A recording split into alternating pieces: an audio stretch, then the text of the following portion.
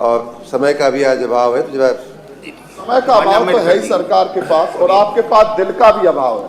और ये जब आप सड़क पर पहुंचेंगे, वैसे आपको चुनाव लड़ने जाएंगे, अगर आप चुनाव लड़ने जाएंगे दर दरवाजे हाथ जोड़कर जब भीख मांगेगे उसी आदमी से, तो आपकी नजर नहीं मिल पाएगी। मानवर, हम आप बताओगे उनको क्या कहना है? हम मतलब आप क्यों बताएंगे कि क्या निवेदन तो करेंगे कि सरकार अदालत में क्या कहे। ठीक है, आप बैठिए।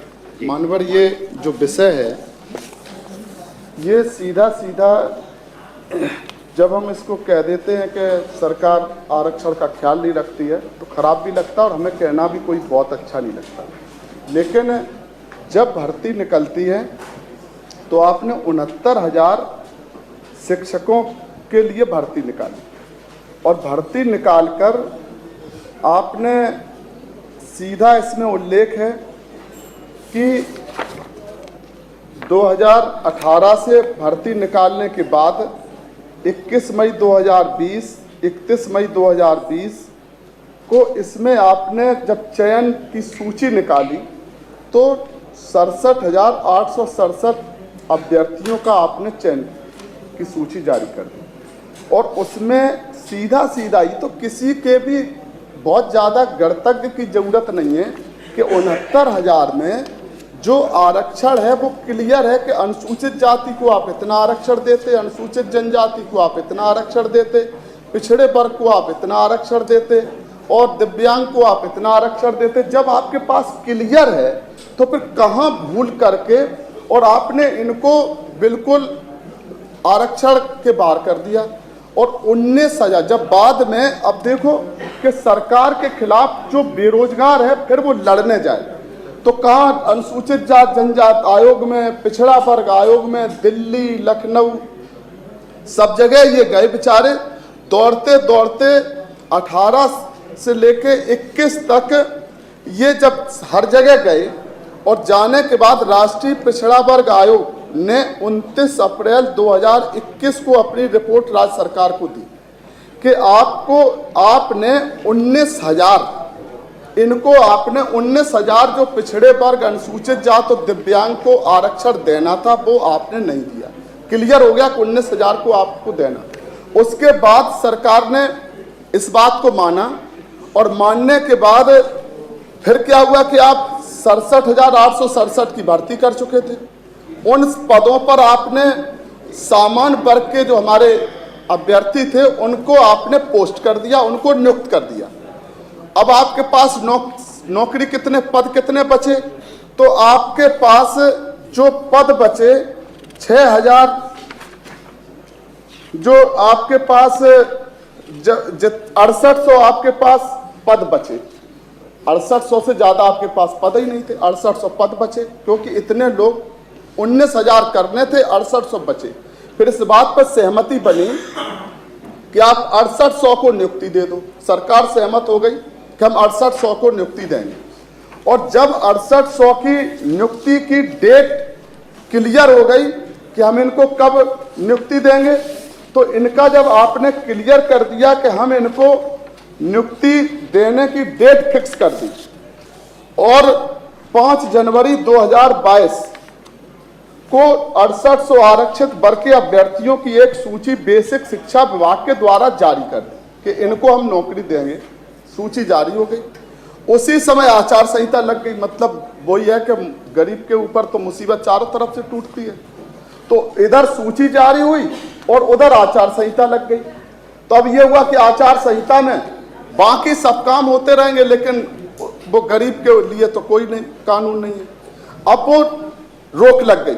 फिर बेसिक शिक्षा के अधिकारियों और चुनाव आयोग के बीच में बैठ के सहमति बनी कि आप इसको अभी रोक लो, जैसे ही चुनाव खत्म होगा हम उनको तुरंत दे देंगे। तो ये सहमति चुनाव के पहले की जिस डेट में आपने बनाई, उस डेट को आप एक तरह से नियुक्ति पत्र जारी कर चुके थे अगर आचार संहिता न लगती। हमारा ये मतलब मूल विषय है। और उसके बाद क्या हुआ कि जैसे ही आचार संहिता खत्म हुई तो जो आप नियुक्ति दे रहे थे, फिर इसमें क्या बताया गया कि आपने 68,500 की जो आपने की, उसमें से जो सामान्य वर्ग के जो अभ्यर्थी थे उन्होंने रिट दायर कर दी कोर्ट में कि ये हमारे में से जा रहा। मतलब अजीब, इतनी मारा मारी है ना कि आदमी जब मर रहा है तो वो क्या करे, उधर भी बेरोजगारी इधर भी बेरोजगारी, तो वो आपस में सामान्य वर्ग के दलित और पिछड़े और दिव्यांग आमने सामने आ गए। उन्होंने कोर्ट में किया तो कोर्ट में सरकार की लचर पैरवी। सरकार ने वहां क्या कह दिया, भाई हम कह रहे कि 69,000 की जो आपने भर्ती निकाली है, जिस 69,000 में हमें 19,000 पद मिलने चाहिए थे, उसमें से आपने सामान्य वर्ग को दे दिए, उसमें से 6800 जब क्लियर हुआ उसमें हमें देनी है। इन्होंने कोर्ट में क्या कह दिया कि जो 68,000 की 500 की भर्ती दूसरी है, उसमें से जो हमें पद बचे थे हम उसमें से दे रहे। मतलब सरकार ने इनको, अब झूठ शब्द असंसदीय हम नहीं कहेंगे, लेकिन आपको सोचना चाहिए कि आप बोल क्या रहे। माननीय अदालत में जब पहुंच गए तो आपने ये बोल दिया, तो माननीय अदालत ने क्या कर दिया, माननीय अदालत ने कहा नहीं, आपने जब गलत तरीके से आरक्षित वर्ग के सीटों पर सामान्य वर्ग के लोगों को भरा है तो आप नई वैकेंसी में से इनको नहीं दे सकते, आप उसी 69,000 में से दो। तो मामला क्या फंस गया कि जब 69,000 में देंगे तो जिनको आरक्षित श्रेणी के पदों पर आप भर्ती कर चुके थे सामान्य वर्ग की, तो सामान्य वर्ग को फिर हटा के खाली कराएं और उन पर आप आरक्षित वर्ग को करें, तो ये मामला उलझ गया। अब वो कोर्ट में, तो जो बड़े वकील कोर्ट का भी ये होता है, आरोप नहीं लगाना है कि, लेकिन इतना तो कह ही सकते हैं कि वहां हर वकील की फीस अलग होती है। गरीब आदमी सामान्य वकील करता है और ऐसे ऐसे भी वकील हैं कि जो एक एक दिन के 10-10 लाख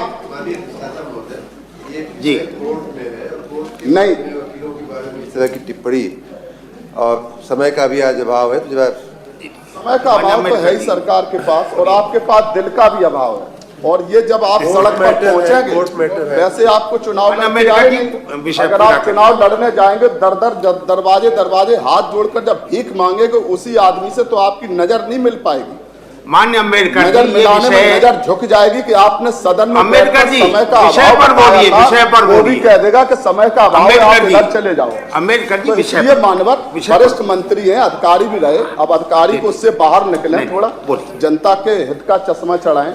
मानवर हमारा स्पष्ट है कि आपने उस दिन से लेकर दर दर वो भटक रहे, और जो 68,000 जो आरक्षित वर्ग के जो अभ्यर्थी हैं वो सबके दरवाजे जा रहे। सबसे पहले कहां जा रहे, सरकार के माननीय मंत्री जी के यहाँ, तो उनको क्या मिल रहा, लाठी। आप सरकार के भारतीय जनता पार्टी के कार्यालय पर भी गए, उन्होंने कहा भारतीय जनता पार्टी की सरकार है, हम इनके दरवाजे जा रहे, हमें न्याय मिल जाए, वहां भी उनको लाठी मिली। सबके कल वो हमारी नेता बहुजन समाज पार्टी की राष्ट्रीय अध्यक्ष, उत्तर प्रदेश की पूर्व मुख्यमंत्री माननीय बहन कुमारी मायावती जी के आवास पर, कार्यालय पर कल वो सभी लोग आए, और आकर वहां पर बैठक थी तो पूरा बाहर रोड जाम कर दिया। लेकिन बैठक के बाद जैसे ही पता चला कि ये लोग आए तो माननीय बहन जी ने उसमें 4-5 लोगों को अंदर बात करने के लिए बुलाया, उनसे बात की, कहा कि हमारी बात सरकार तक पहुंच जाए, कि सरकार कम से कम हमारा जो हिस्सा है आप कहां से देंगे, हमसे क्या मतलब है, आपने हमारा हिस्सा लेके किसी को दे दिया, हमसे क्या है, हमारा हिस्सा है आप हमें दे दो। तो माननीय बहन जी ने इस पर कल ट्वीट भी किया है। उत्तर प्रदेश के चर्चित शिक्षक भर्ती में एससी व ओबीसी समाज के आरक्षण को सही से नहीं लागू किए जाने के विरुद्ध जरूरी सुधार की मांग को लेकर हजारों अभ्यर्थी यहां लगातार आंदोलित हैं तथा दर दर की ठोकरें खाने को मजबूर है। सरकार इनके साथ तुरंत न्याय सुनिश्चित करे, बीएसपी की यह मांग। चयनित शिक्षक अभ्यर्थियों का कहना है कि पिछड़ा वर्ग आयोग, राजस्व परिषद तथा माननीय कोर्ट ने भी सरकार से भर्ती सूची पर फिर से विचार करने को कहा है। ऐसे में राज्य सरकार की जिम्मेदारी बनती है कि वह पीड़ितों को न्याय दिलाने की तुरंत व्यवस्था करे। मानवर हमारा आज के अवलंबनी लोक महत्व के विषय पर जो हजारों बेरोजगार, गरीब, कमजोर, अनुसूचित जात, पिछड़े वर्ग, दिव्यांग समाज के अभ्यर्थियों का है, सरकार से हमारा अनुरोध है मानवर आपसे के पीठ से कि आप उनको 6800 का जो आपने क्लियर किया है कि इनको नियुक्ति का आपने जारी कर दी, उनको नियुक्ति देने की मानवर हम अनुरोध करते हैं। इसी के साथ इस अवलंबनी लोकमत के विषय पर हम सदन की समस्त कार्रवाई रोककर चर्चा कराए जाने की मांग। ठीक है, माननीय नेता सदन। माननीय मंत्री। कौन बोलेगा? माननीय मंत्री। मंत्री जी, बेसिक शिक्षा मंत्री। माननीय सभापति जी, माननीय सदस्य, जिस 69,000 भर्ती के बारे में चर्चा कर रहे हैं, 69,000 भर्ती का प्रकरण को लेकर के सरकार पूरी तरह से गंभीर है और सरकार के द्वारा हर उचित